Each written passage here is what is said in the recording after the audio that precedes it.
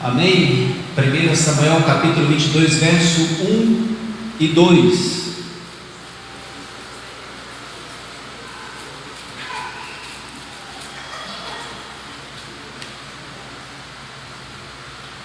Amém? Estamos todos lá? Diz assim: Davi retirou-se dali e se refugiou na caverna de Adulão. Quando ouviram isso, seus irmãos e toda a casa de seu pai desceram ali para ter com ele.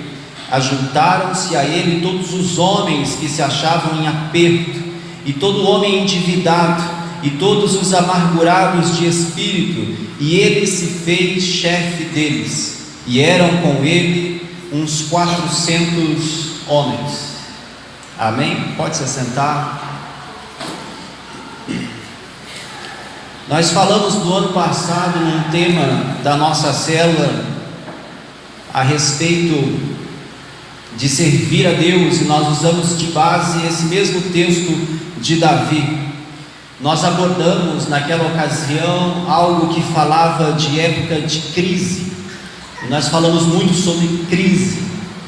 Amados, eu me lembrei daquele texto já desde uma semana para cá, e tem me incomodado muito esse tema diante de algumas coisas que a gente tem ouvido também, pessoas falando de crise, pessoas vivendo situações diversas, difíceis, e muito se fala disso, e eu percebo que isso tem gerado um desânimo em muitos irmãos, em muitas pessoas. Mas nós vamos hoje usar de base a vida de Davi, para talvez tentar compreender que a crise, ou as adversidades, ou as tribulações, elas não têm essa cara de derrota, elas não servem para nos angustiar e parar por aí. Nós, como cristãos, amados, nós vivemos dentro de um contexto que é diferente, e Davi, ele exemplifica isso, ele tipifica isso em um pedaço da história da vida dele. Mas enfim, muito se fala então de crise, o mundo fala de crise. Hoje talvez nem tanto, vivemos anos que foram talvez piores do que a realidade que nós estamos vendo hoje. Hoje ainda existe até um certo otimismo em nós com relação ao quadro geral, quando você pensa no país, na economia. Eu sei que está difícil ainda, mas parece que esse ano, com esse novo governo, nós criamos uma esperança. Então nós já tivemos anos piores, em que o povo estava em um desespero total. O empresário, ele já teve muito mais dificuldade do que o que ele tem hoje para lidar com o trabalho, com o investimento, porque a crise já foi muito grande, mas fato é que ela ainda existe, ela ainda persiste. Se nós olharmos dentro do texto e da realidade, que seja de um empreendedor, como nós citamos, uma pessoa que tem a sua empresa, que vive observando o contexto da economia do país, para ele poder prosseguir, para ele poder dar passos ou não dar passos, ele fica antenado com relação àquilo que está acontecendo à sua volta, porque senão ele pode quebrar a empresa, ele pode fazer algo que não é o momento. Então ele tem que ter uma cautela. Veja que um empreendedor, ele tem que observar a crise e ele precisa se pautar nela para mudar a sua ação ou não mudar, para prosseguir do jeito que está ou mudar o caminho. O empreendedor, ele tem que ter um foco, amados, porque às vezes pode ser necessário que, se esse caminho não deu certo, pode ser necessário que ele mude e ele siga por outro, e ele caminhe por um outro lugar. Agora veja, o que nós precisamos observar, amados, é que quando eu e você falamos de crise, nós não olhamos dentro da ótica desse empresário, nós não olhamos dentro de uma ótica natural em que se faz necessário pensar em uma outra abordagem, quem sabe fabricar outro tipo de produto, mudar as ações, escolher um caminho diferente. Veja que como cristãos que nós somos, nós não temos essa ótica como um empresário tem, ou como um homem natural tem. Um homem natural tem. Veja, eu e você, quando falamos em crise, pensamos em crise, observamos coisas que estão nos incomodando, coisas que têm trazido aflição, eu e você não mudamos a estratégia, nós não mudamos o caminho ainda é o mesmo, o nosso foco ele permanece. Eu e você observamos crise e nós passamos por ela. Não é necessário mudar a estratégia, não se faz necessário mudar nada do que você está fazendo. Se você está servindo a Deus, continue servindo. Se você tem feito coisas que têm edificado o reino e o nome do nosso Deus, continue fazendo.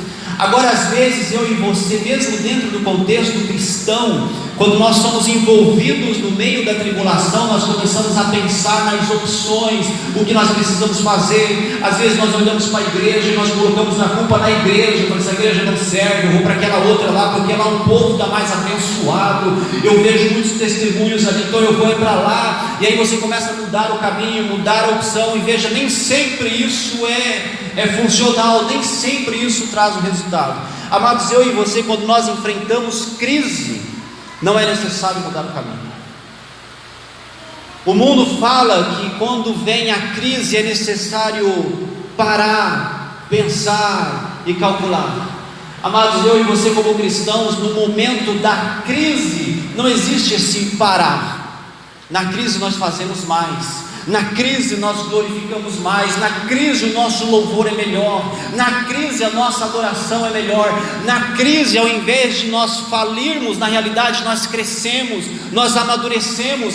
É ali que mora a presença de Deus, no meio das tribulações. É ali que eu e você vamos despontar rumo à bênção que eu e você precisamos e temos a herdar da parte de Deus. Nós lemos um texto, amado, que fala de um momento em que Davi precisa fugir, e ele vai para uma caverna. O verso que nós lemos diz que a família soube e foi atrás dele, alguns homens também se achegaram a ele, mas observe que Davi, num dado momento da sua vida, se faz necessário que ele fuja, e ele se refugia numa caverna. Não foi só essa caverna, ele teve por vários momentos fugindo por vários lugares, porque Saul, o rei, ele tentava matar Davi. Amados, agora eu vou pedir para que você pense comigo no contexto inicial de Davi, para fazer sentido essa teoria que nós estamos falando aqui, de que na crise eu e você continuamos servindo, e na crise eu e você trabalhamos mais, e é lá que aparecem os nossos melhores frutos diante de Deus. Pense comigo no início da jornada de Davi, quando o profeta vai até a sua casa, entrega a ele uma profecia e uma revelação da parte de Deus, dizendo que ele seria rei em Israel. Pense o quanto a vida de Davi pode ter mudado diante dessa notícia e dessa nova realidade. Pense que Davi, depois daquele episódio, ele vai diante do exército dos filisteus, ele olha para aquele gigante que estava afrontando o povo, e ele desafia aquele gigante, e ele mata aquele gigante, e ele vira agora o herói da nação. E como não bastasse isso, então o rei vai lá e olha para ele, e como era a palavra do rei e a promessa, ele daria a filha em casamento ao homem que derrotasse aquele filisteu. Então Davi vai e se casa com Milca, e era a filha do rei, e agora ele era o genro do rei. Imagina o contexto de Davi, como que ele estava vivendo de um modo confortável. Na sua família, por mais que desmerecido, mas obviamente que os irmãos e o pai pôde ver que houve uma revelação e que ele tão logo seria o rei de Israel. Diante do próprio rei de Israel, ele tinha total crédito, ele virou genro do rei. E diante da nação, amados, ele era o herói da nação. Olha que contexto perfeito para Davi levar a sua vida, para Davi adorar a Deus, para Davi glorificar a Deus, para Davi continuar exaltando e honrando a Deus. Veja que contexto bacana e adequado para isso, vivendo dentro de uma realidade como essa, debaixo da promessa de Deus, esperando o cumprimento da promessa de Deus, isso é perfeito. E às vezes, amados, esse é o nosso contexto. Como é bom poder estar na igreja, como é bom ter liberdade para louvar ao Senhor, como é bom poder ter liberdade para estar em comunhão com a igreja, para desfrutar das promessas de Deus. Talvez você esteja sentado aí hoje, por mais que você enfrente alguns problemas, você está caminhando debaixo da promessa do Pai, esperando o cumprimento da bênção de Deus, esperando a promessa de Deus acontecer na sua vida. Você tem uma igreja, você tem um pastor, você tem toda uma estrutura, tem total liberdade para cantar. Às vezes na sua casa está tudo dando certo, está tudo fluindo muito bem, a sua família vai bem, está tudo perfeito, está tudo no lugar, como estava com Davi. E certamente Davi estava servindo a Deus diante de todo esse contexto, como eu e você estamos fazendo hoje. Talvez, amados, esse tempo que eu e você estamos vivendo não está oferecendo uma tribulação ou uma crise que possa roubar a nossa paz, e nós estamos aqui caminhando e servindo a Deus e glorificando a Deus, e isso é excelente para nós. Mas pode ser, amados, que o nosso contexto mude com algum acontecimento, com algum fato. Pode ser que a crise bata a nossa porta e a tribulação chegue, e esse contexto onde eu e você estamos inseridos mude, porque Davi passou de genro do rei, de herói da nação, de ungido de Deus, para um fugitivo, que agora ele tinha que se esconder, ele tinha que fazer de louco, como ele fez diante de alguns reis inimigos, para que ele pudesse se hospedar na terra deles e ficar lá. Pode ser que em algum momento dessa jornada o nosso contexto mude, como mudou para Davi. Ele já não tinha mais todo o conforto, nem mesmo da sua casa, nem da sua família. Agora ele era um fugitivo, e o rei buscava matá-lo com o seu exército, procurando Davi em todo lugar. Aonde se falava que Davi estava, lá estava Saul com o exército, intentando contra Davi para matar, ou para tentar matá-lo. Veja como muda de uma hora para outra, repentinamente, a realidade de Davi. Amados, eu não sei quanto a você, mas eu lido muito com isso. Existem períodos da nossa vida em que tudo vai bem, e de repente esse negócio muda de um jeito, e se nós não alicerçarmos a nossa fé em Cristo, nós nos perdemos. A vida, ela é assim, ela tem essa dinâmica, em que eu e você vamos viver momentos excelentes na presença de Deus, mas vamos viver também tribulação e crise. Agora, o grande segredo é o que eu e você vamos fazer diante da crise que se apresenta a nós. Davi nos deu um exemplo, a sua atitude foi um exemplo para nós, e nós gostaríamos de pensar hoje naquilo que Davi fez, na mudança da realidade de Davi, que desfrutava de promessa, que vivia sob um contexto excelente. Amados, mas por que vêm essas crises na nossa vida? Imagine comigo, amados, Davi tinha uma promessa de ser rei, mas ele não poderia aprender a ser rei no contexto em que ele estava, no conforto em que ele estava.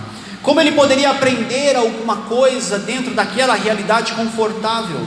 Pense comigo, amados, eu digo com toda certeza no meu coração, que a crise, ela é algo que Deus permite na nossa vida, e Deus está no meio dela.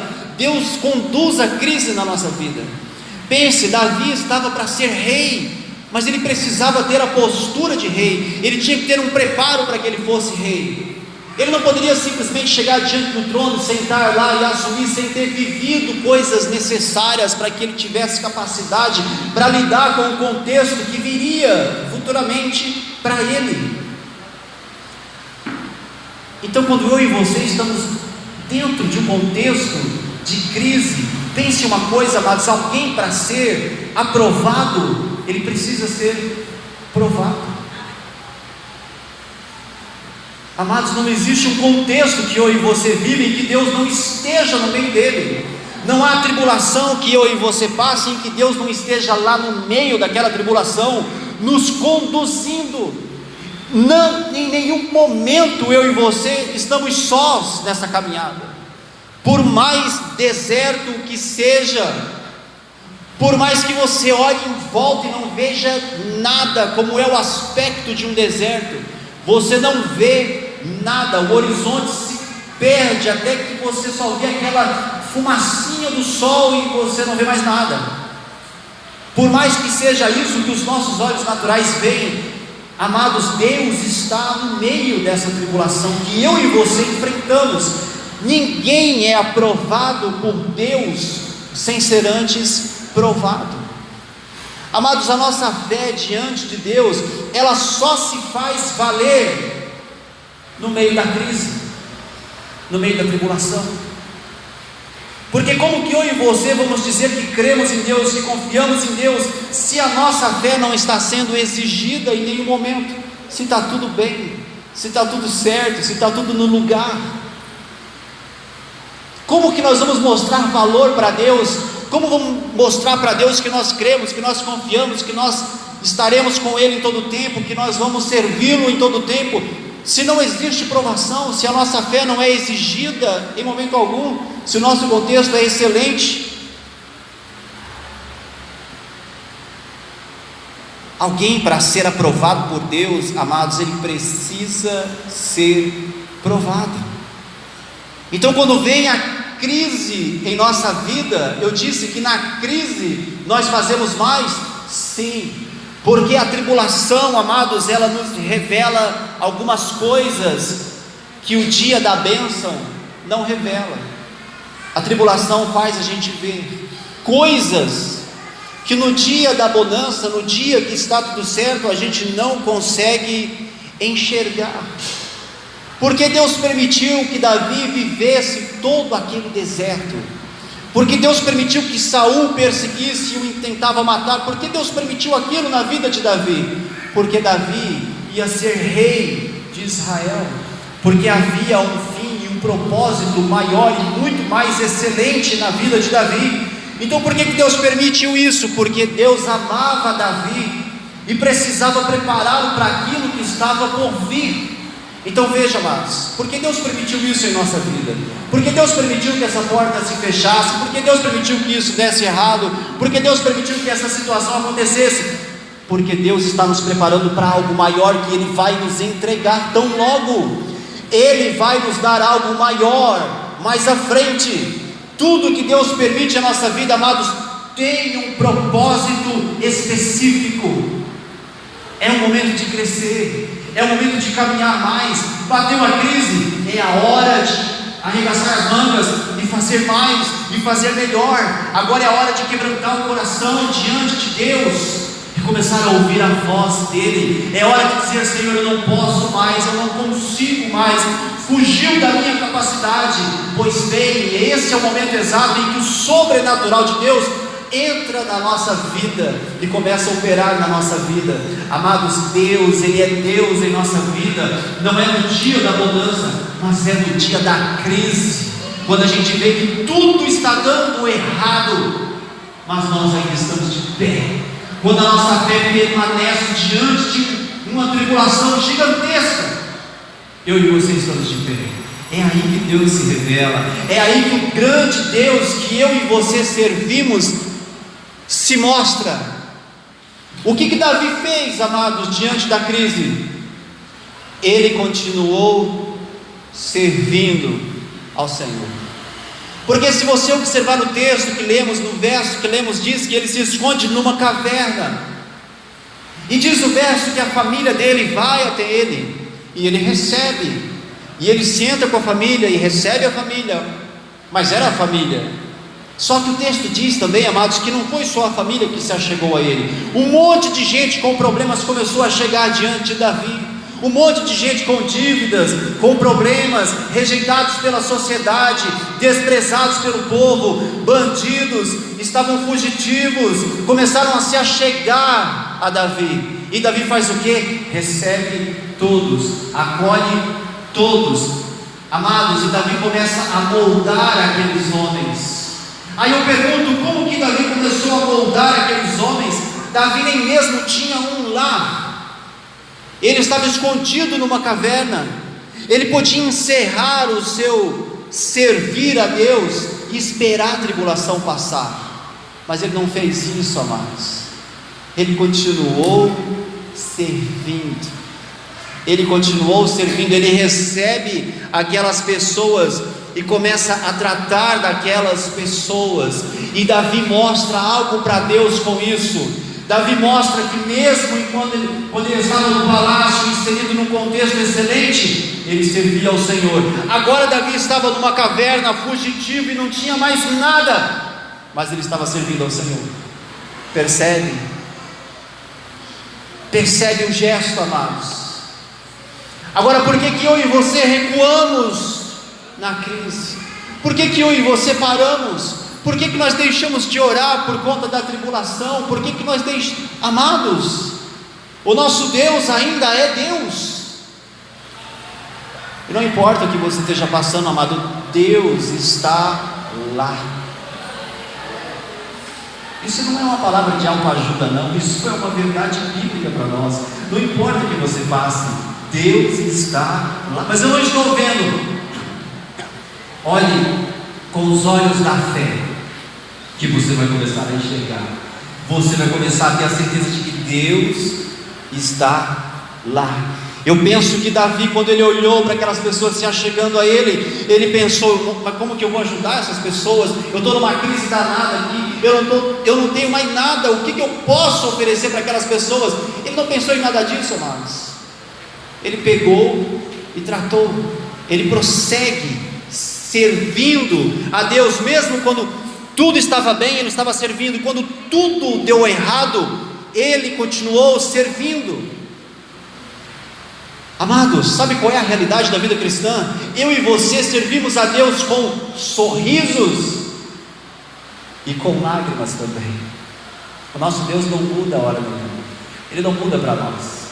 Então nós servimos a Deus mesmo quando tudo está bem, e servimos a Deus quando tudo está mal. É rindo e chorando. O nosso Deus continua sendo digno da nossa adoração. Salmo 126, verso 6, não precisa abrir não. Tem um verso lá que por demais conhecido você vai se lembrar. Diz assim: quem sai andando e chorando enquanto semeia, voltará com júbilo, trazendo os seus feixes. Percebe? Talvez você diga: mas eu já estou chorando. Continue andando, continue, prossiga, porque a Bíblia diz isso, que quem está semeando com lágrimas, com pranto, com dor, mas ainda semeia, vai voltar jubilando, colhendo os frutos daquilo que você fez. É promessa de Deus para a nossa vida. Então o que nós fazemos na crise? Eu e você trabalhamos mais. Eu e você temos a oportunidade para dizer para Deus quem Ele é para nós. Eu e você temos a oportunidade para dizer para Deus quem nós somos. Porque quando nós somos provados, amados, é que o nosso eu aparece. Se nós somos fortes quando tudo está bem, mas bateu a crise, nós ficamos fracos, pois bem, na verdade, nós somos fracos. E quando eu era forte, na verdade, eu nunca fui forte. É na prova que nós revelamos para Deus quanto nós cremos nele. É na prova que nós mostramos para Deus o quanto nós o amamos ou não amamos.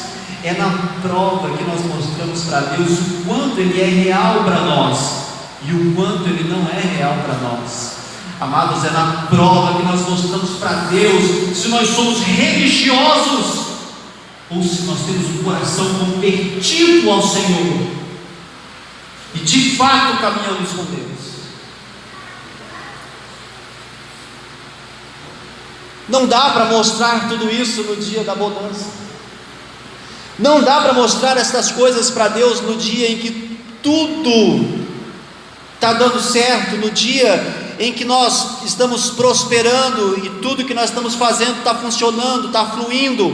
Não dá para mostrar para Deus, amados, dentro dessa realidade.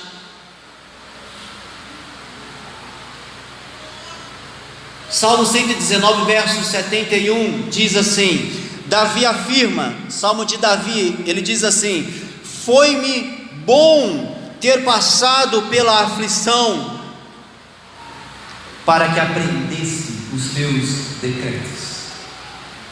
Amém? Onde que Davi aprendeu de Deus? Na aflição. Onde que ele aprendeu quem era Deus? Lá na caverna. E quando ele estava no palácio, ele certamente conhecia Deus, mas não tanto quanto ele conheceu na caverna. Lembra de Jó, capítulo 42?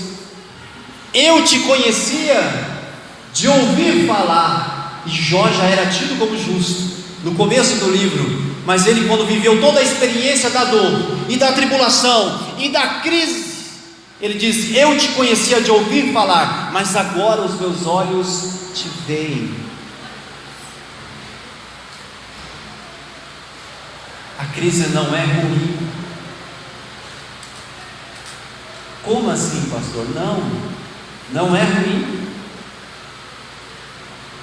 Sem ela, amados, nós não conseguiríamos conhecer a Deus. Sem ela nós não poderíamos crescer em Deus. Sem ela nós não conseguiríamos ser amadurecidos na fé. Nós precisamos viver essas coisas, amados, porque são essas crises todas que vão nos fazer chegar próximo de Deus, que vão nos permitir conhecer a presença dEle. É por isso que Paulo fala que na tribulação nós damos graças. Lá em Romanos, que a tribulação produz a experiência, a esperança. Lembra? A tribulação é um negócio positivo para Paulo.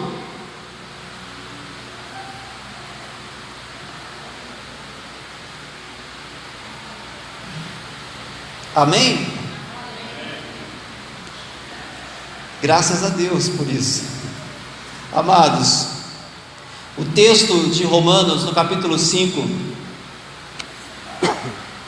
quando Paulo fala a esse respeito, nós citamos já esse exemplo aqui na igreja numa outra ocasião, mas eu acho que é válido nós lembrarmos daquela aplicação que Paulo fez e o que Paulo estava tentando ensinar à igreja em Roma, quando ele fala a respeito da tribulação. No capítulo 5, o verso 3 e 4, Paulo nos ensina a nos gloriarmos nas tribulações. Ele diz assim, no verso 3: e não somente isto, mas também nos gloriamos nas tribulações, sabendo que a tribulação produz a paciência, e a paciência a esperança, e a experiência, e a paciência a experiência, e a experiência a esperança. Mas Paulo diz no início: nós nos gloriamos nas tribulações. Aí alguém vai dizer: mas então nós devemos buscar as tribulações. Amados, Paulo tinha um ensinamento aqui para a igreja de Roma. Nós citamos isso numa outra oportunidade, mas só para você lembrar, o termo tribulação que Paulo utiliza dentro desse texto, trazendo para o latim, faz menção ao verbo tribulum, que é a palavra usada por Paulo no sentido de ser a mesma aplicação. Tribulum. Veja um detalhe. O que era esse tribulum? Era um lugar onde se descascava o trigo, separando o grão da palha. Ele era um pedaço de madeira pesado. O tribulum era um pedaço de madeira pesado com um monte de pontas de metal. E o que eles faziam? Eles pegavam aquela peça pesada e eles colocavam, amarravam no animal, e o animal vinha passando, e aquela peça pesada com pontas de metal ia passando sobre os cereais e ia separando o grão da palha. Amados, essa tribulação que eu e você vivemos, ela vem para isso. O que Paulo falou para a igreja em Roma, essa tribulação que você está vivendo, não é para que você morra com ela. Deus está te moldando, Deus está tirando aquilo que precisa ser tirado, para que só o grão fique, para que só o grão reste.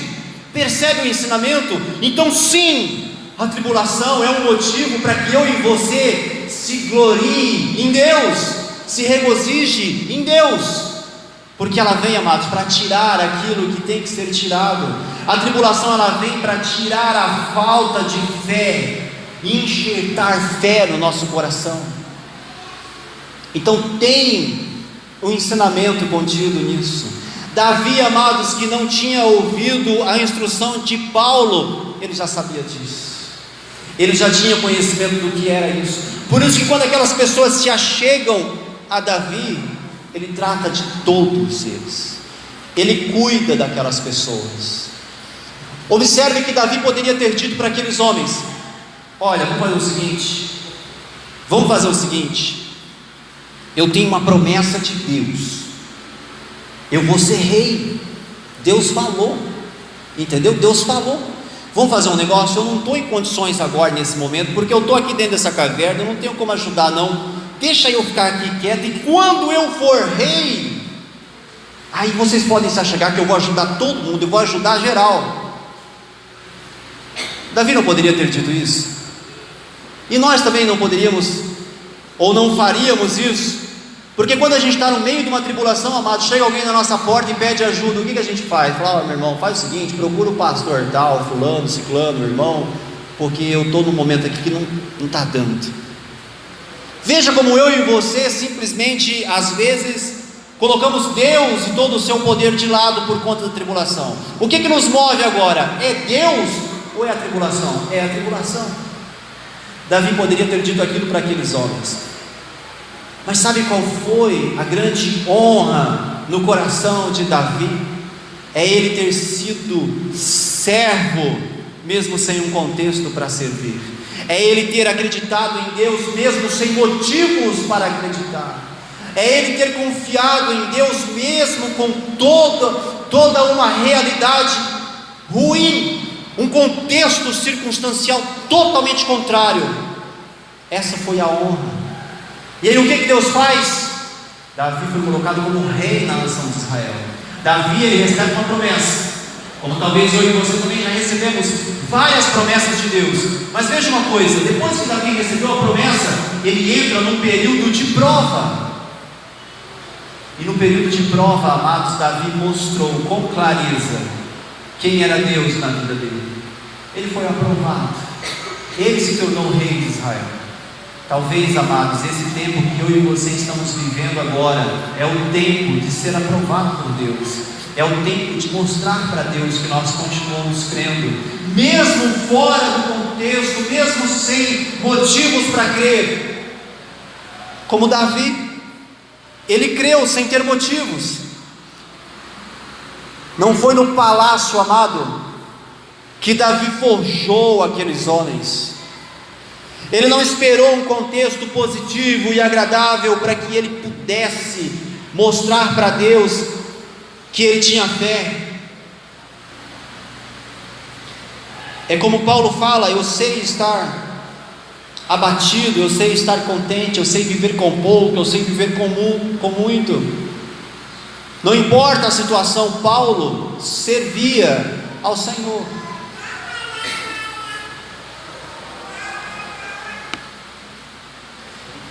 Amém? Dentro desse mesmo texto de Paulo, quando ele fala e nos instrui a nos gloriarmos nas tribulações, a palavra experiência que Paulo usa, às vezes é interessante nós pegarmos o significado para a gente poder entender melhor aquilo que os escritores estavam tentando dizer. Mas a palavra experiência, quando Paulo cita, a palavra no grego se pronuncia como dokme. Essa palavra dokme, trazendo para nós, ela tem um significado: é provado e aprovado. Veja que Paulo fala da tribulação dentro desse raciocínio como um objeto que vem para separar o grão da palha, e depois ele fala de experiência, fazendo e dando sentido ao fato de que com aquela tribulação nós seremos provados e aprovados. Essa palavra docme, ela era usada para descrever, ela era comumente utilizada para descrever naquela época o metal quando ele era submetido ao fogo.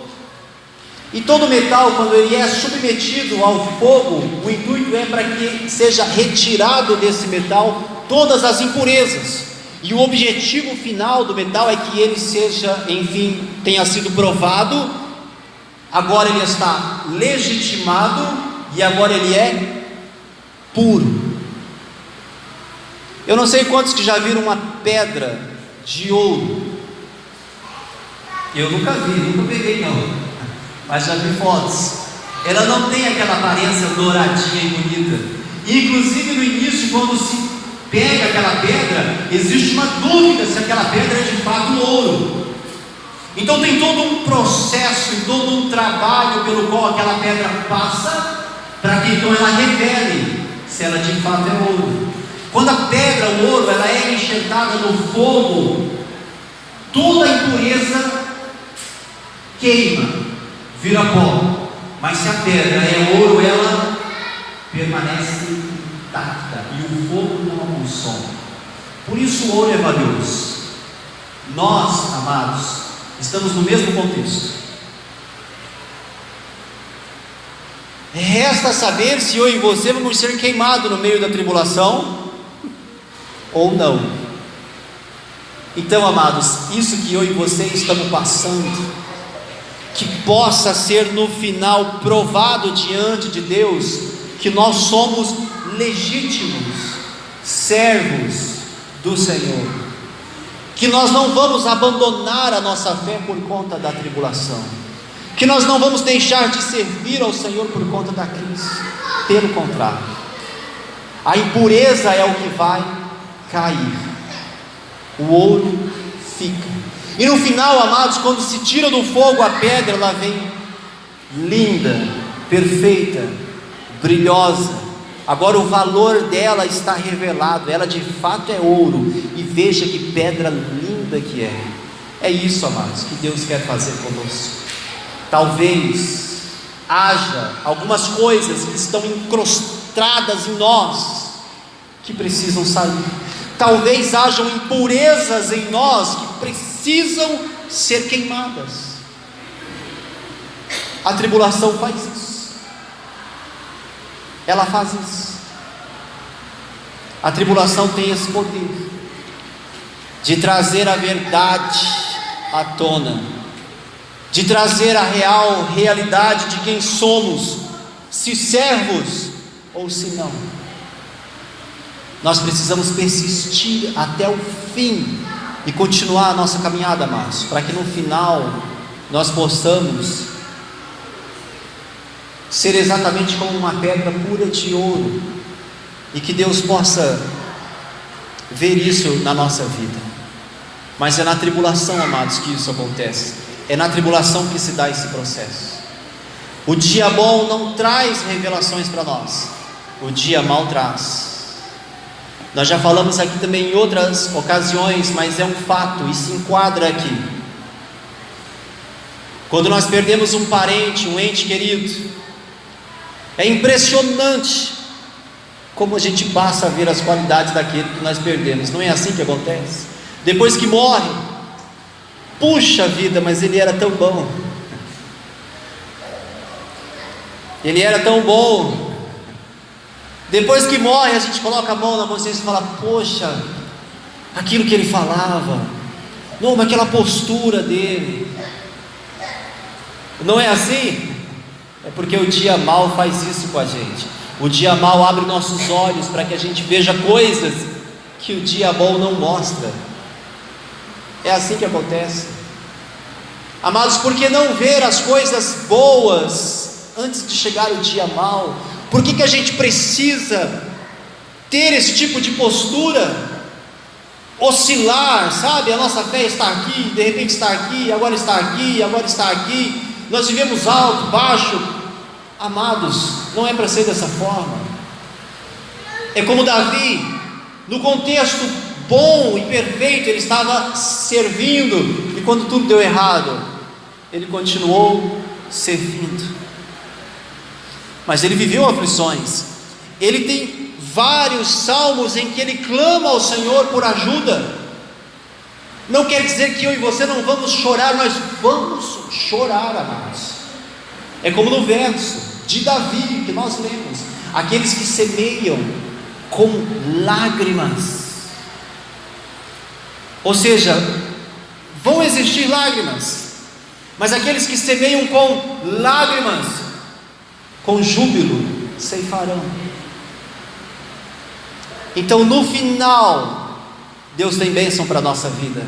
No final, amados, acredite no seu coração, há um propósito de Deus para isso que está acontecendo. Existe um propósito. Não deixe o diabo te convencer que Deus te esqueceu, que Deus não te ouve. Isso é mentira, amados. Deus tem conhecimento, Deus sabe, Ele está vendo. Deixa o processo acontecer e continua servindo, porque no final, amados, nós vamos receber aquilo que está guardado para nós. Para Davi era o trono.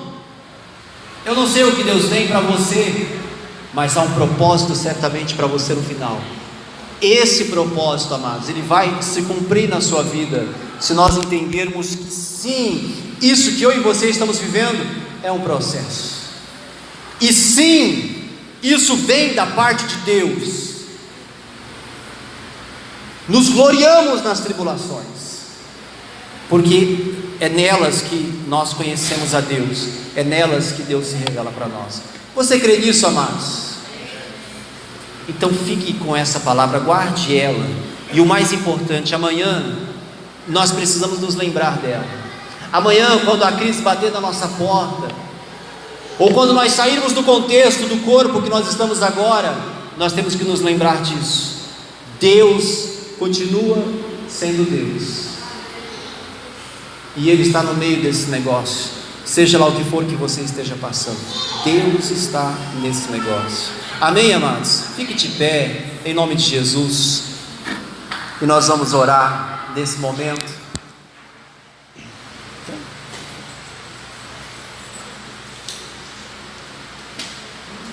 Amém? Feche os seus olhos, eu vou pedir para que você ore ao Senhor, para que você fale com Ele, para que você, talvez você esteja vivendo exatamente esse momento de dificuldade. Pois bem, Ele pode ser a bênção da sua vida, Ele pode ser a bênção da sua vida. Fale com Deus, amados, fale com o Senhor. Tire alguns minutos e fale com Deus, ore. Te adorar pelo que és, dele veio sim o amém, somente dele mais ninguém. Amém. Oh Deus, seja tu louvor. fale com o Pai, amados. Coloque seu coração diante dele, apresente a Ele essa dificuldade, essa crise. Coloque isso diante dele. Continua sendo Deus. Se a doença vier, Deus. Se curado eu for, Ele é Deus. Se tudo der certo, Ele é Deus. Mas se não der, continua sendo Deus. Abençoa, Senhor, o teu povo. Minha fé não está firmada nas coisas que podes fazer. Eu aprendi a te adorar pelo que és. Pai, nós queremos te dar graças, Senhor, por todas as coisas, Pai. Nós queremos louvar o teu nome, ó Deus, porque tu és fiel, Senhor. Tu és fiel, Pai, em nossa vida. Ó Deus, não importa aquilo que estejamos passando, não importa o tamanho da crise, Pai, não importa quão grande seja essa tribulação, ó Deus, Tu és fiel, Pai, em nossa vida. O Senhor está conosco em todo o tempo, Pai. Ajuda-nos a crer, ajuda-nos a ter a certeza dessa palavra, Pai, de que o Senhor habita ao nosso lado no meio da crise, de que o Senhor está cuidando de cada detalhe, de que o Senhor tem conhecimento de tudo que está acontecendo. O Senhor sabe quantas lágrimas têm sido derramadas, o Senhor sabe, Pai. Ó Deus, ajuda-nos a crer, ajuda-nos a tomar posse dessa verdade, Pai, em nossa vida. E ajude-nos a viver, ó Pai, de um modo diferente. Não importa o que aconteça, não importa a circunstância, ajuda-nos, ó Deus, a viver pelos olhos da fé. Ajude-nos a viver, ó Pai, com a realidade da bênção. Ó Deus, Davi serviu ao Senhor no palácio, serviu ao Senhor como herói da nação, serviu ao Senhor no aconchego da sua casa.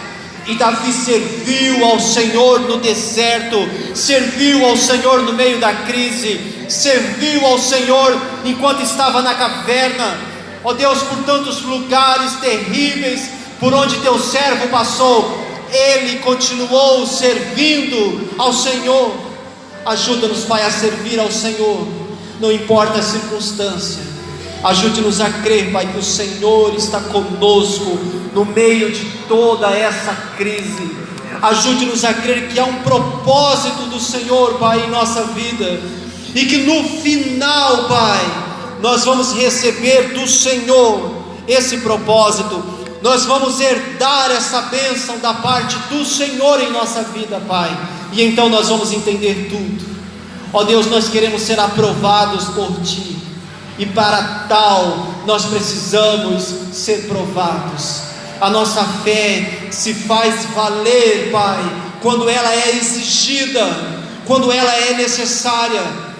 É aí que ela cumpre o propósito, Pai.